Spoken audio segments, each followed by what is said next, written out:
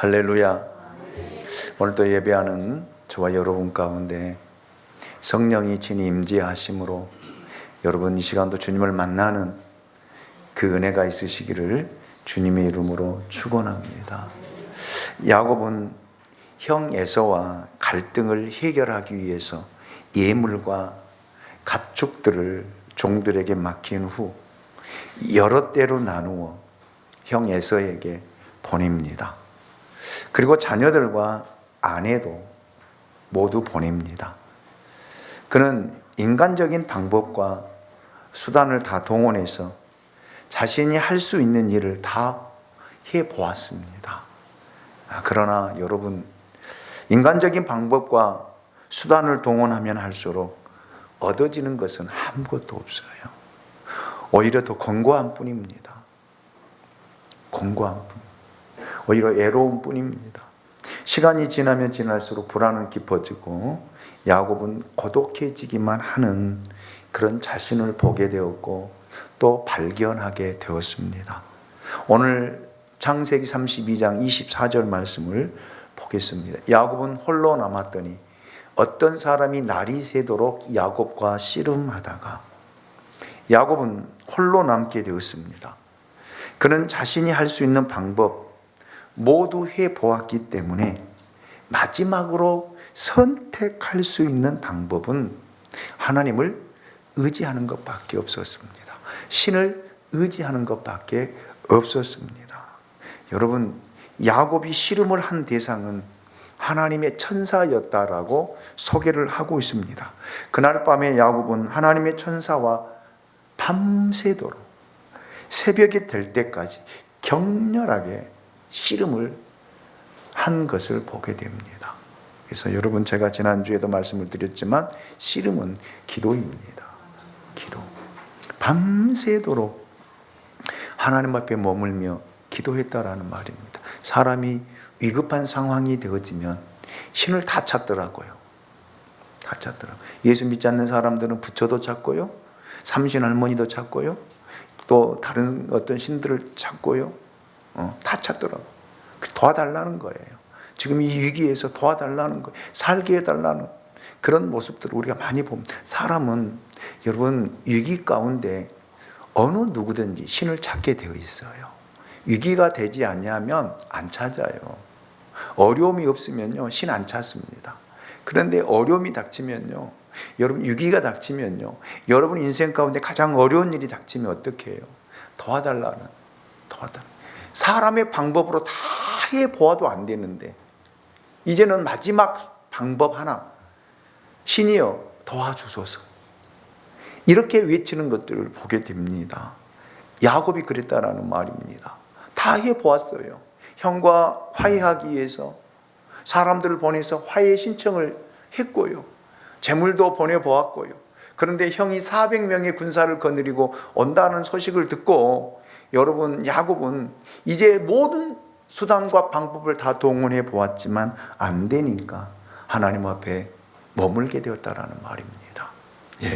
25절을 우리 같이 한번 읽어보도록 하겠습니다. 25절입니다. 시작. 자기가 야곱을 이기지 못함을 보고 그가 야곱의 허벅지 관절을 치매 야곱의 허벅지 관절이 그 사람과 씨름할 때 어긋났더라. 아멘.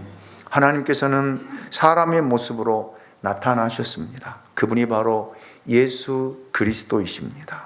구약시대는 하나님께서 천사의 모습으로 잘 오시고 드러내시고 보이시기도 합니다. 그 천사의 모습은 사람처럼 보였습니다. 하나님께서 보낸 천사는 야곱과 새벽까지 씨름을 했다라는 사실을 우리에게 이야기하고 있습니다.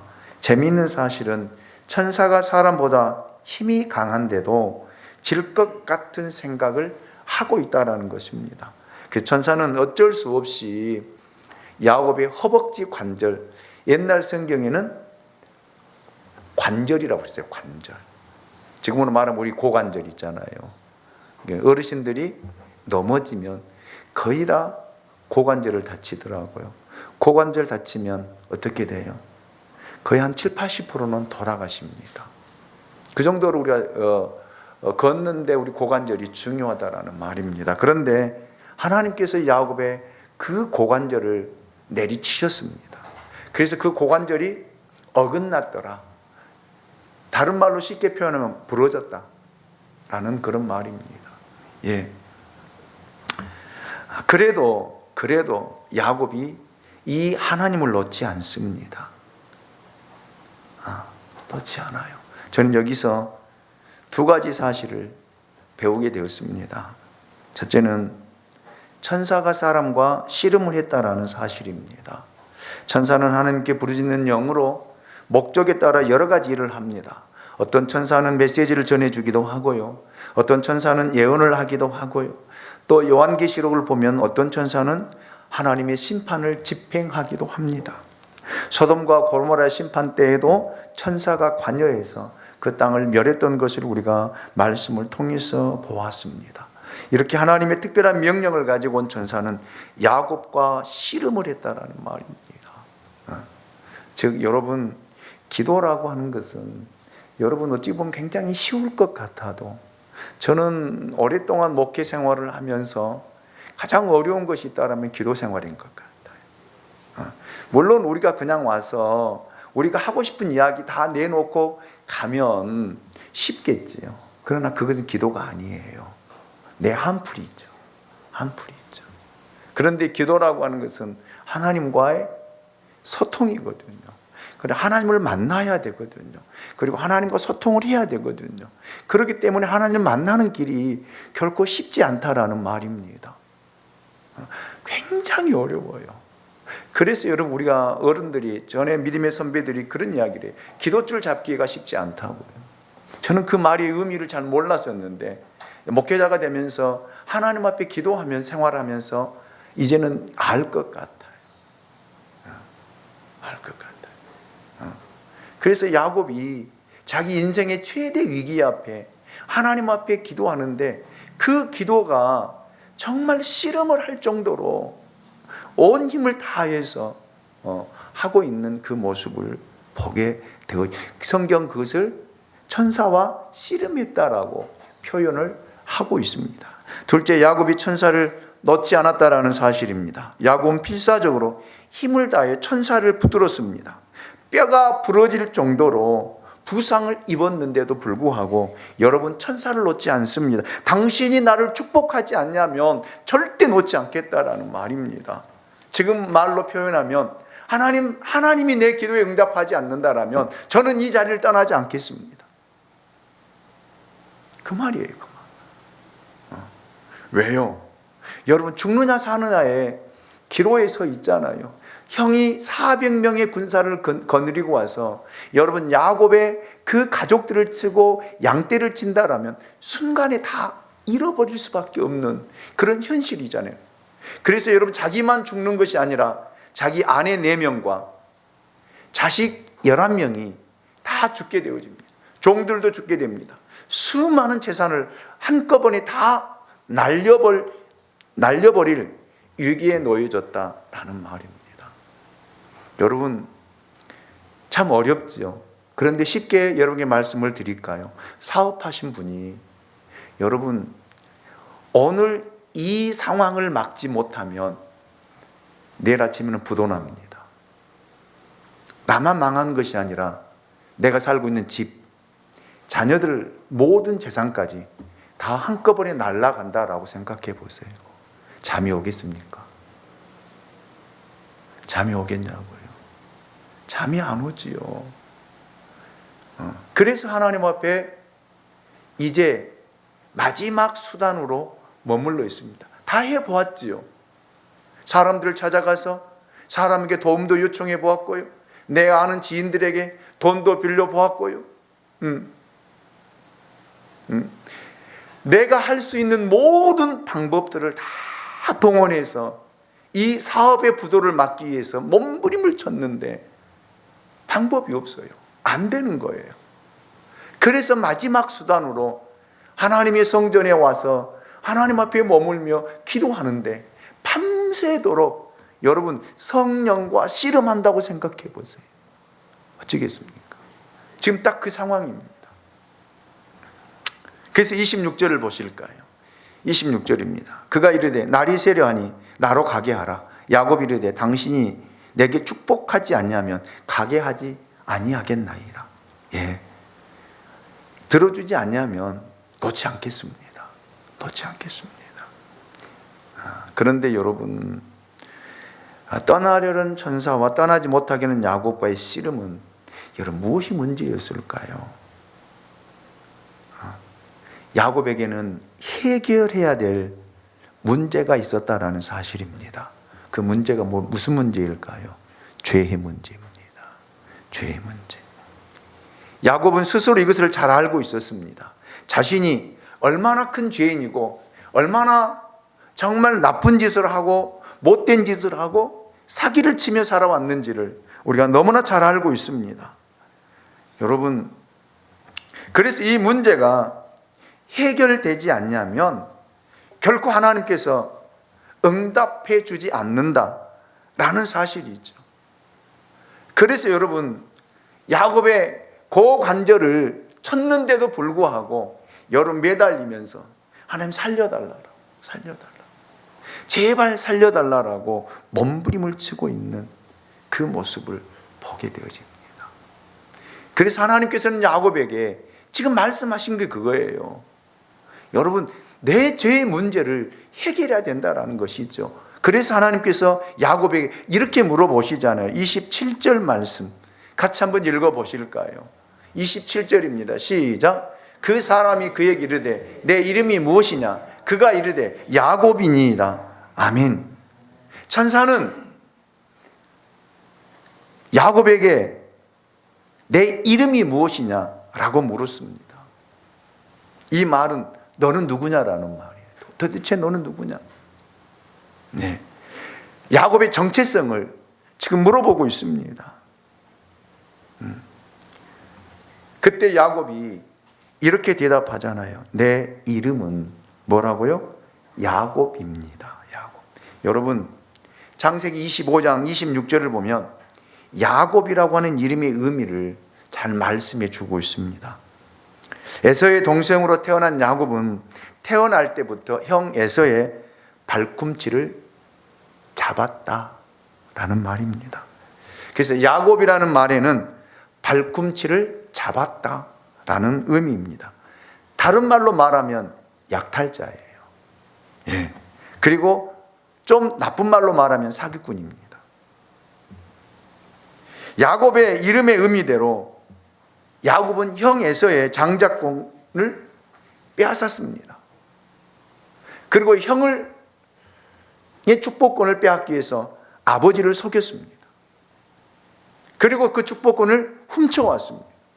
그리고 여러분 20년 전에 도망갔잖아요. 형이 죽이려고 하니까 살기 위해서 도망갔잖아요. 그래서 여러분 야곱이라는 이름에서 여러분 그의 인생은 사기치며 훔치는 그런 인생이었습니다. 야곱은 형 에서를 피해서 도망가다가 베델에서 하나님을 만났지만 여러분 하나님을 믿었지만 하나님의 뜻대로 살려고 하지 않았고 어떻게 해서든 살아보려고 남의 것을 훔치면서 살았습니다. 자기 장인의 것을 훔치면서 살았잖아요. 사기치며 살았잖아요. 자기의 노력과 방법으로 살려고 하는 사람, 남의 것을 빼앗아서 내 것으로 만든 그 사람이 누구냐면 야곱입니다. 야곱이. 이것이 야곱의 인생입니다. 오늘날 사람들은 그렇게 굉장히 이기적으로 살아가죠. 나만 괜찮으면 돼. 나만 아니면 돼. 남이야 어떻게 살든, 남이 어떻게 살든 상관하지 않습니다. 요즘에 젊은 사람들 직장 생활하는데도 그렇더라고요. 여러분 내 일이 아니면 전혀 신경 안 써요. 전혀 관여하지 않습니다. 왜요? 나 살기도 힘들고 복잡한데 여러분 누구를 신경을 쓰고 누구를 관여하겠습니까? 또 관여한다고 해서 듣느냐면 안 들어요. 안 들어요. 잘 안 듣습니다. 그래서 어렸을 때부터 자기 중심적인 삶을 살다 보니까 그렇게 삶의 가치관이 형성되어지다 보니까 그렇게 살아갈 수밖에 없습니다. 그래서 여러분 나만 잘 살면 되는 거예요. 내 가정만 잘 살면 되는 거예요. 내 아이만 잘 자라면 남의 아이야 어떻게 되든 간에. 그래서 여러분, 우리 어린이집 원장님이 계시지만 요즘에 어린이집에서 어린아이들이 조금만 놀다가 다치면 아빠들이 찾아와서 난리를 편대요. CCTV 보여달라고 하고요, 고소한다고, 고발한다고요. 이런 시대가 되었습니다. 저는 우리 교회 젊은 청년들에게, 여러분 결혼해서 자녀 낳으면 제발 그러지 마세요. 아이들은 싸우면서 자라는 거예요. 그러면서 여러분 사회생활을 배우는 거예요. 공동체 생활을 통해서 사회생활을 배우는 거예요. 그래서 그 아이가 사회생활을 어떻게 가는지 어렸을 때부터 그거를 가치관을 만들어주고 그 공동체 안에서 그 여러분 삶의 라이프 스타일을 배우는 거거든요. 그런데 여러분, 요즘의 젊은 부부들은 그렇지 않더라고요. 그렇지 않아요. 그냥 가족 중심, 우리 아이 중심. 그렇게 살다 보니까 아이들이 성장해서 사회생활 하는데 어려움이 너무 많아요. 사회생활이 안 돼요. 여러분, 그렇잖아요. 여러분 직장생활 할 때 여러분 위 상관이나 아래 사람들, 동료들 봐보십시오. 이해하지 못한 일들이 얼마나 많습니까? 그렇기 때문에 여러분, 저는 그래요. 우리 어렸을 때는 그렇게 자랐어요. 싸우면서, 맞으면서, 그러면서 배우고, 그러면서 함께 살아가는 방법들을 터득하는 것이거든요. 여러분, 요즘에 사회는 그래서 죄악이 관영한 시대 속에 살아가고 있어요. 그래서 사람들이 죄를 지어도 죄가 죄인지를 모르고 살아가요. 나쁜 짓을 해도 다 다른 사람도 그렇게 사는데 왜 나라고? 이런 생각을, 이런 마인드로 살아가는 모습들을 보게 됩니다. 그래서 여러분, 교회가 사회의 지탄의 대상이 된 거예요. 왜? 우리가 세상 속에서 빛과 소금의 역할을 감당하지 못했기 때문에. 그래서 사람들에게 손가락질을 받고 사람들에게 욕을 먹는 거예요. 그러나 여러분, 성경은 이해하고 양보하고 사랑하고, 아멘입니까? 이것이 우리 그리스도인의 삶이 되어져야 된다라는 말. 그런데 야곱은 그렇게 살지를 못했습니다. 자기 중심으로 자기 것 챙기기 위해서 훔치고 도둑질하고 사기치며 살았다라는 그런 말. 이것이 야곱의 인생입니다. 자, 그런데 여러분, 밤새도록 하나님과 씨름하면서 그걸 다 털어놓은 것 같아요. 그래서 여러분 28절 하나님께서 이렇게 말씀하십니다. 28절 우리 같이 한번 읽어보겠습니다. 28절입니다. 시작. 그가 이르되 내 이름을 다시는 야곱이라 부를 것이 아니요 이스라엘이라 부를 것이니 이는 내가 하나님과 및 사람들과 겨루어 이겼음이니라. 아멘. 이제는 너를 야곱이라 부르지 말아라. 사기꾼이라 부르지 말아라. 약탈자라고 부르지 말아라. 이제는 너를 이스라엘이라. 변화된 야곱의 모습을 이야기해 주고 있는 것입니다. 하나님과 겨루어 이겼다라는 뜻의 의미가 이스라엘이라고 하는 이름의 의미입니다. 여러분, 승리자라는 말이에요. 승리자. 이스라엘의 옛 이름은 야곱입니다. 어찌 보면 하나님의 복을 받을 수 없는 사람, 남에게 사기치며 사람의 이름을, 여러분, 사람들이 들었을 때 저 사람은 사기꾼, 저 사람은 나쁜 사람, 저 사람은 도둑놈, 저 사람은 못된 사람, 이렇게 인식되었는데 이제 하나님 앞에 그가 회개하면서 돌이키면서 새롭게 변화되어져서 이제는 사기꾼이 아니라 여러분 이스라엘이라, 승리자라, 이렇게 하나님께서 이름을 직접 바꾸어 주셨던 것을 보게 됩니다. 자, 그런데 29절을 보면 야곱이 청하 이르되 당신의 이름을 알려주소서. 그 사람이 이르되 어찌하여 내 이름을 묻느냐 하고 거기서 야곱에게 축복한지라. 여러분, 여기서 하나님의 축복이 나오잖아요. 변화되어져야 된다라는 말입니다. 오늘날 수많은 그리스도인들이 하나님 앞에 나와서 우리는 이렇게 기도해요. 하나님, 내게 복 주시옵소서. 내 자녀에게 복 주시옵소서. 내 사업에 복 주시옵소서. 이렇게 기도하고 하나님이 듣든지 말든지 그냥 자기 할 말만 하고 그냥 떠납니다. 그건 기도가 아니에요. 주문이에요, 주문. 여러분, 우리가 하나님 앞에 우리 죄를 낱낱이 다 회개해야 돼요. 그러면 여러분, 지금 성인이 되어서 여러분 어렸을 때 그 죄들이 어떻게 기억이 나서 회개합니까? 라고 반문할 수 있지만 성령이 내게 임하면요, 다 기억이 나요. 종교개혁자 마틴 루터는 여러분, 성령이 그에게 임할 때 자기가 3개월 때 엄마의 젖을 빨면서 엄마의 젖을 물었던 것을 회개하잖아요. 진짜예요. 마틴 루터 그렇게 회개합니다. 여러분, 죄는 우리가 기억할 수 없어요. 지나온 삶들을 기억하지 못하지만 성령이 내게 임하면 다 기억나게 해요. 아멘입니까? 그 성령의 역사예요. 역사입니다. 예. 그래서 야곱이 하나님의 천사를 만난 후, 예수 그리스도를 만난 후, 그는 밤새도록 하나님께서 그 인생을 다 비춰보게 한 것 같아요. 돌아보게 한 것 같아요. 자기 걸어왔던 길을 다 반추해 본 것 같습니다. 예. 그래서 하나님 앞에 회개할 때 하나님이 이제 그 이름을 바꾸어 주시면서 야곱의 축복하셨던 것을 보게 됩니다. 저는 여기서 우리가 두 가지 사실을 배워야 할 것이 있습니다. 첫째로, 여러분, 야곱의 끈질김이에요. 끈질김입니다. 우리는 자격이 없지만 끝까지 하나님 손을 붙들고 씨름해야 돼요. 아멘입니까?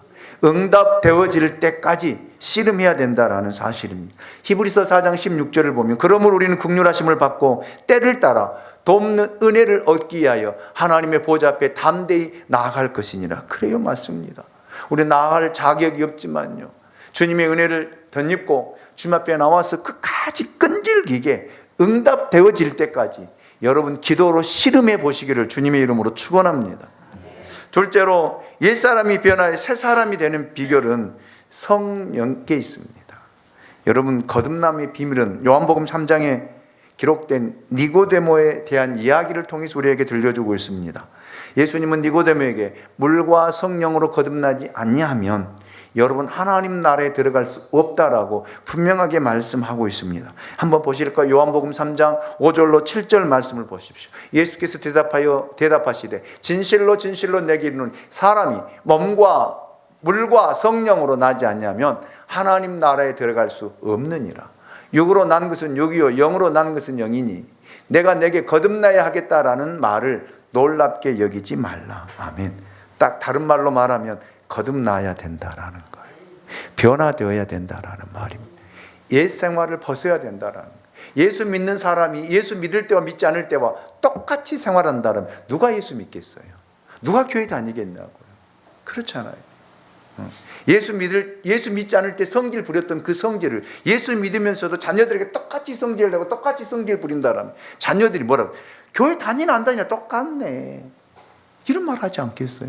아이고, 엄마 보니까 나 교회 안 다녀, 아빠 보니까 나 교회 안 다닐래, 뭐 교회 다니나 안 다니나 똑같은데 뭘 다녀, 이렇게 이야기한다.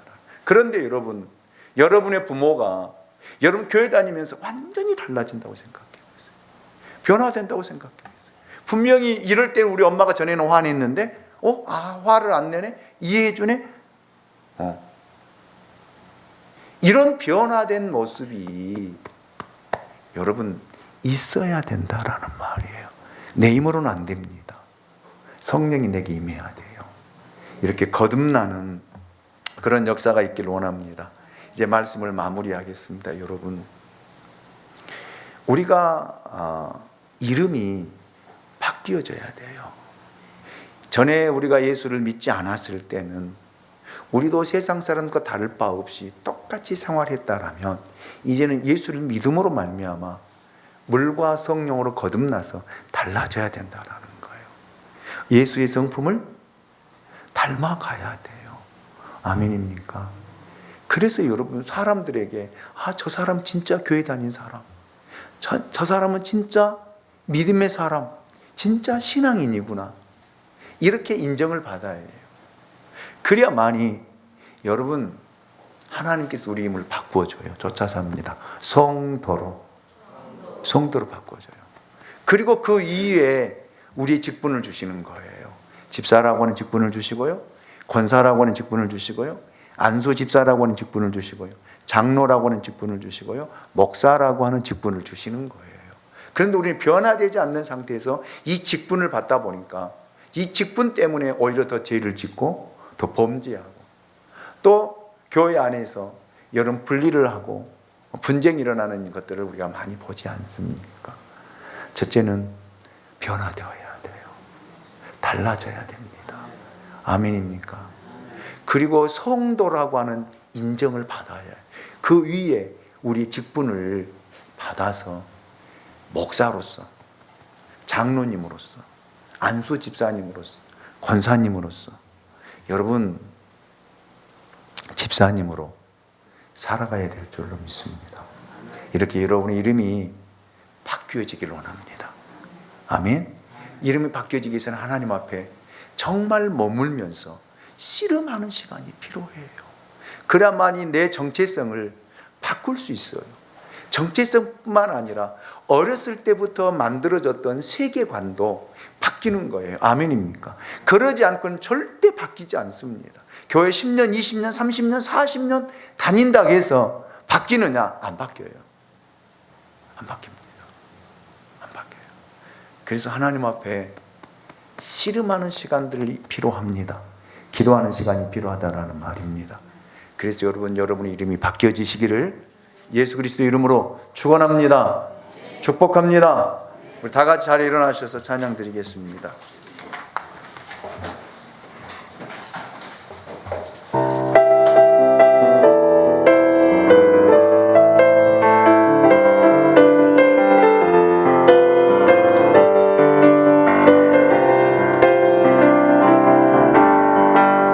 아주 먼 옛날 하늘에서는 당신을 향한 계획이 있었죠. 하나님께서 알아보시고 좋았더라고 말씀하셨네.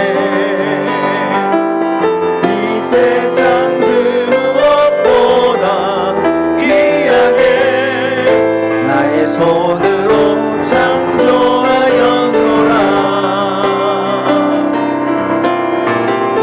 내가 너로 인하여 기뻐하노라. 내가 너를 사랑하노라. 사랑해요.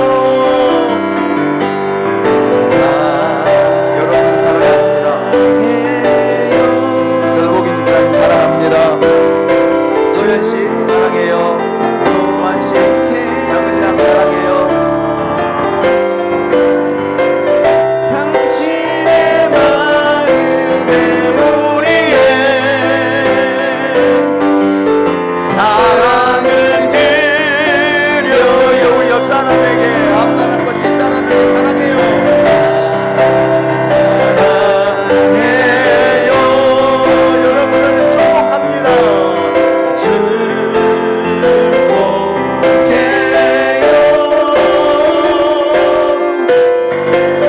당신의 마음에 우리의 사랑을 드려요. 우리 옆 사람의 손을 잡고 한번 이렇게 한번 고백합시다. 사랑해요. 축복합니다. 네, 네. 사랑하고 축복합니다. 예, 그대로 손잡고 있으면 제가 잠깐 기도하고 마치겠습니다. 하나님 고맙습니다. 우리를 사랑